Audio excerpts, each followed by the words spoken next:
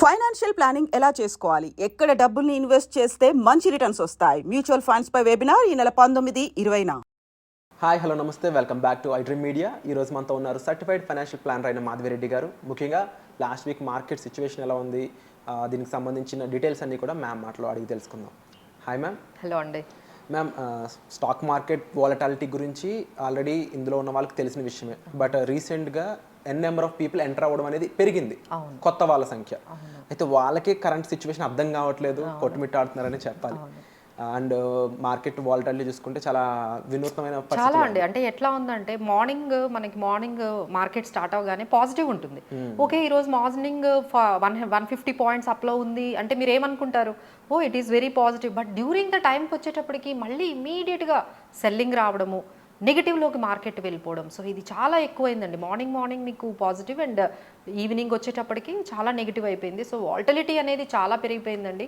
So అంటే predict చేయడం కానీ అసలు చాలా కష్టంగా ఉంది. సో ఇలాంటప్పుడు అంటే లాస్ట్ వీక్ మనం చూసుకున్నట్లయితే మనకి ఇప్పుడు అంటే ఈరోజు మన లేటెస్ట్ ఇన్ఫర్మేషన్ అబౌట్ నిఫ్టీ అయితే 24,854 అంటే 104 పాయింట్స్ అప్లో మనకి క్లోజ్ అయిందండి. అలానే మనకి సెన్సెక్స్ అయితే 81,224 అంటే మనము నిఫ్టీ అయితే 26,200 చూసాము. సో ఇప్పుడు అది 24,800కి అంటే 25,000 బ్రేక్ అయింది. ఇప్పుడు 24,000 అంటే 26,000 బ్రేక్ అయింది, తర్వాత 25,000 బ్రేక్ అయింది. ఇప్పుడు 24,854 అంటే 600కి కూడా వెళ్ళిందండి. సో మార్కెట్స్ అయితే కొంచెం వీక్గానే ఉన్నాయని చెప్పొచ్చండి. ఎందుకంటే ఎఫ్ఐఎస్ సెల్లింగ్ అనేది చాలా వరకు మనకి అంటే ముందులో అంటే ఫస్ట్లో మనం చూసుకున్నట్లయితే అక్టోబర్లో 5,500 అండ్ ఎవ్రీడే అక్టోబర్ 3rd అయితే 15,000 crores సెల్ చేయడం, 4th అక్టోబర్ అయితే 10,000 crores సెల్ చేయడము, 7th అక్టోబర్ అయితే 8,000 crores సెల్ చేయడం, ఇలా చాలా హెవీగా సెల్ చేసేవాళ్ళు. ఇప్పుడు కొంచెం 2,000 బట్ ఎవ్రీడే అయితే సెల్ చేస్తున్నారండి ఎఫ్ఐఐస్. ఈ ఎఫ్ఐఎస్ అనేది ఒక మేజర్ రీజన్ అనేది కనిపిస్తుందండి. అంటే వాళ్ళ దగ్గర నుంచి సపోర్ట్ అయితే మనకి రావట్లేదు. వాళ్ళ దగ్గర నుంచి ఇంకా వాళ్ళు ఎవ్రీ డే సెల్లర్స్ లాగానే మనకి ఉంటున్నారండి. 3,000 crores కానీ 15,000 అలానే 2,000 crores ఏదో ఒకటి సెల్లర్స్ అనేది ఉంటుంది. అక్కడ నుంచి మనకి పాజిటివ్గా అది మనకి రావట్లేదు. ఇంకా మనం లోకల్గా మనకున్న ఇది ఇంకా తర్వాత మనకి వార్ సిచ్యువేషన్ అయితే తెలిసిందే. గ్లోబల్గా టాప్ 3 రీజన్స్ ఏంటి ఈ మార్కెట్ని ఇంత సిచ్యువేట్ చేసినవి అంటే ఏం చెప్తారు? అదే ఫస్ట్ అయితే ఎఫ్ఐఎస్ సెల్లింగ్ అని చెప్పొచ్చు. సెకండ్ ఏంటంటే వార్ సిచ్యువేషన్. మీరే చూసారు కదా, ఇరాన్ తర్వాత ఇజ్రాయెల్ వార్ అయితే ఇంకా చాలా టెన్షన్స్గానే ఉందండి. సో ఎప్పటికప్పుడు కొత్త స్ట్రైక్స్, ఒకరి మీద ఒకరు స్ట్రైక్స్ చేసుకుంటున్నారు. ఇక వాళ్ళ లీడర్స్ కూడా they are killed in the war అనేది మనకి న్యూస్ వస్తుంది. సో వార్ సిచ్యువేషన్ అయితే కొంచెం ఇంకా మనకి థ్రెట్ లాగే మనకి కనిపిస్తుంది. ఇవన్నీ మనకి గ్లోబల్ రీజన్స్ మనం చెప్పుకున్నట్లయితే. తర్వాత లోకల్గా మన డొమెస్టిక్గా ఇండియా లెవెల్లో కూడా కొంచెం పాజిటివ్గా లేదండి. ఫస్ట్ థింగ్ ఏంటంటే ఇన్ఫ్లేషన్. మీరు గమనించే ఉంటారు, టమాటాస్ ఇవన్నీ కూడా చాలా పెరిగాయి. ఫుడ్ ఇన్ఫ్లేషన్ అనేది ఆల్మోస్ట్ చాలా ఒక 30% వరకు ఫుడ్ ఇన్ఫ్లేషన్ మనకి లాస్ట్ మంత్లో పెరిగిందండి. ఐదర్ ఫ్రూట్స్ కానీ వెజిటబుల్స్ కానీ చాలా మనకి కాస్ట్లీగా కనిపించాయి. సో ఇన్ఫ్లేషన్ అనేది కొంచెం డెంట్గానే కనిపిస్తుంది. కమోడిటీస్ బాగా పెరుగుతున్నాయండి. సో అది మన ఎకానమీకి అయితే మంచిది కాదు, మార్కెట్స్కి కూడా అది నెగిటివ్గానే మనకి వెళ్తోంది. నెక్స్ట్ ఏంటంటే కార్పొరేట్ రిజల్ట్స్ అండి. అంటే Q2 రిజల్ట్స్, క్వార్టర్లీ రిజల్ట్స్ మనకి లిస్టెడ్ అయిన కంపెనీస్ అన్నీ కూడా 1 by 1 వాళ్ళ రిజల్ట్స్ని అనౌన్స్ చేస్తూ ఉంటారు. బట్ ఈసారి రిజల్ట్స్ అన్నీ కొంచెం మ్యూటెడ్గా ఉన్నాయి. అంత దీనికంటే ఎస్పెషల్లీ రిలయన్స్ అండి. రిలయన్స్ వీళ్ళ రిజల్ట్స్ కొంచెం నెగిటివ్గా కొంచెం అంత మార్కెట్ ఎక్స్పెక్టేషన్స్కి లేకపోవడం వల్ల వాళ్ళు ఆల్మోస్ట్ 10-20% వాళ్ళ షేర్ ప్రైస్ హైస్ నుంచి కరెక్ట్ అయిందండి.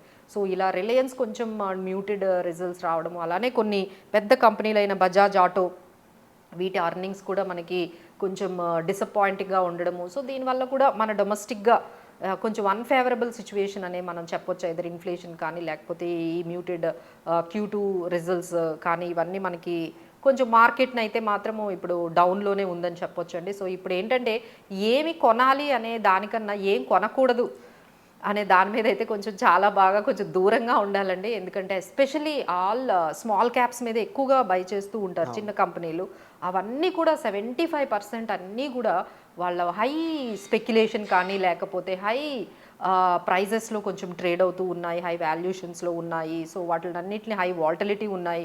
కొంచెం ఏమి కొనకూడదనే దాని మీద కొంచెం ఎక్కువగా కొంచెం దూరంగా కొంచెం వర్క్ చేసుకుంటూ ఫండమెంటల్గా స్ట్రాంగ్ ఉన్న కంపెనీస్, అంటే మళ్ళీ వాళ్ళందరికీ డౌట్ వస్తూ ఉంటుంది ఫండమెంటల్గా స్ట్రాంగ్గా ఉంటే అంటే ఏంటి, దాన్ని ఎలా సెలెక్ట్ చేసుకోవాలనేది కూడా ఇట్స్ జస్ట్ ఒక కోర్స్ లాంటిదండి. ఒక ఫండమెంటల్గా స్ట్రాంగ్గా ఉన్న స్టాక్స్ని పిక్ చేసుకోవడం, అంటే పిఈ రేషియోస్ కానీ లేకపోతే వాటి బుక్ వాల్యూస్ కానీ, ఈపీఎస్ రేషియోస్, డివిడెండ్ ఈల్డ్స్, ఇంకా చాలా ఉంటాయి. సో ఇలాంటి పాయింట్స్ అన్నీ కూడా వాళ్ళకి తెలియాలి. అంటే మెయిన్గా మ్యామ్ మనం మాట్లాడుతుంది కూడా రీసెంట్గా ఎంటర్ అయిన వాళ్ళు and number of people new people వీళ్ళందరూ కూడా ఫండమెంటల్ అనాలిసిస్ కానీ టెక్నికల్ అనాలిసిస్ కానీ అండ్ మరొక ముఖ్యమైన విషయం ప్యాటర్న్ ఫిగరింగ్. అంటే మీరు అన్నారు లాస్ మేకింగ్ చేసుకోకుండా ఎక్కడ ఇన్వెస్ట్ చేయకూడదో తెలియాలి అని, బట్ వీళ్ళకి తెలియందే ఆ విషయం. ఇలాగా ఈ విషయాలపై వీళ్ళకి అవేర్నెస్ కావాలి. దీని గురించి మీరు ఏం ప్లాన్ చేయబోతున్నారు? అవునండి, షూర్ అండి. వీళ్ళందరికీ అంటే ఎస్పెషల్లీ ఎవరైతే కొత్తగా మార్కెట్లోకి స్టాక్ మార్కెట్లోకి వచ్చారో, ఆల్రెడీ వస్తూ ఉన్నారో, వీళ్ళందరూ కూడా అంటే చాలా స్టాక్స్ అయితే బై చేస్తున్నారండి. ఇప్పుడు now days it's become so easy. మీకు కూడా తెలుసు, ఒక యాప్ ఒకటి ఓపెన్ చేసుకుంటున్నారు, అది ఫ్రీ ఆఫ్ కాస్ట్. ఒక 10-15 మినిట్స్ మీరు స్పెండ్ చేసినట్లయితే యాప్ ఒకటి ఓపెన్ అయిపోతుంది. ఓ 20,000 దాన్ని ట్రాన్స్ఫర్ చేసేస్తున్నారు, స్టాక్స్ కొంటున్నారు. బట్ ప్రాబ్లం ఏంటంటే ఎప్పుడు ఎగ్జిట్ అవ్వాలో తెలియట్లేదు. అది వాళ్ళు రోజు చూస్తూ ఉంటారు, ఇది పడిపోతుంది దాంట్లోంచి బయటకు వచ్చేద్దామా రావద్దా, ఒక డైలమా. ఆ తర్వాత అది చాలా పెరిగింది అనుకోండి ఒక కొంత, దాన్ని ప్రాఫిట్ బుక్ చేద్దామా లేకపోతే ఇంకా పెరుగుతుందేమో.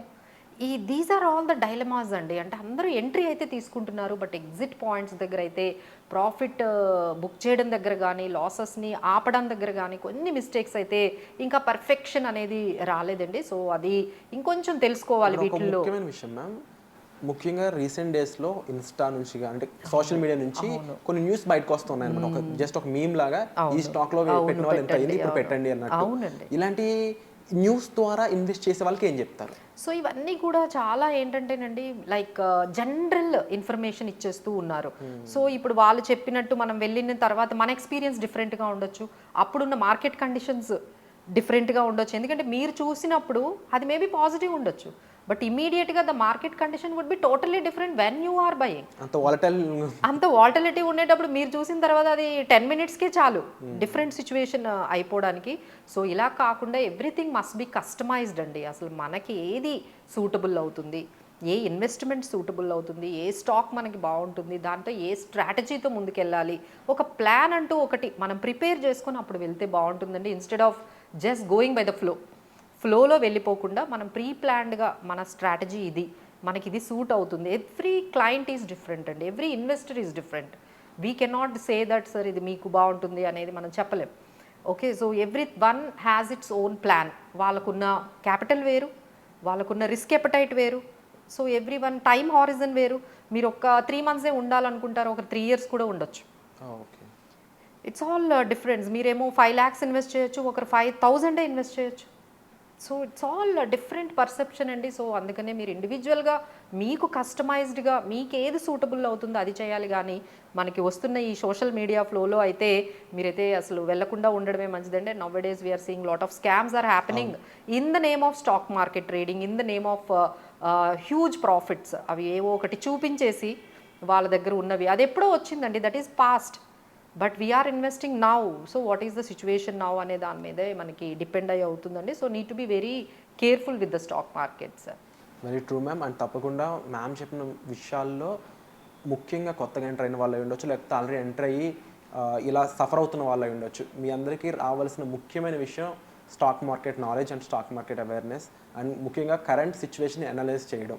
ఇవి తెలియని సిచ్యువేషన్స్లో మాధవి రెడ్డి గారు లాంటి సర్టిఫైడ్ ఫైనాన్షియల్ ప్లానర్స్ని రీచ్ అవ్వడం ద్వారా మీరు రైట్ నాలెడ్జ్ని, రైట్ ఇన్ఫర్మేషన్ని యాక్సెస్ చేయవచ్చు. దాని ద్వారా రైట్ ప్రాఫిట్స్ అనేవి మీరు రైట్ టైంలో చేసుకోవడానికి మంచి ఆపర్చునిటీ అనేది పొందినట్టు అవుతుంది. సో దీనికి సంబంధించి డిస్ప్లే అవుతున్న నెంబర్స్ కాల్ చేయడం ద్వారా అప్కమింగ్ వర్క్షాప్స్ లేకపోతే డైరెక్ట్గా మ్యామ్ని మీట్ అవ్వాలి అనుకున్నా సరే మీరు ఈజీగా ఆ ఆపర్చునిటీ తీసుకోవచ్చు. సో వచ్చే ఎపిసోడ్లో మళ్ళీ కలుద్దాం. Thank you so much ma'am for the information. Thank you.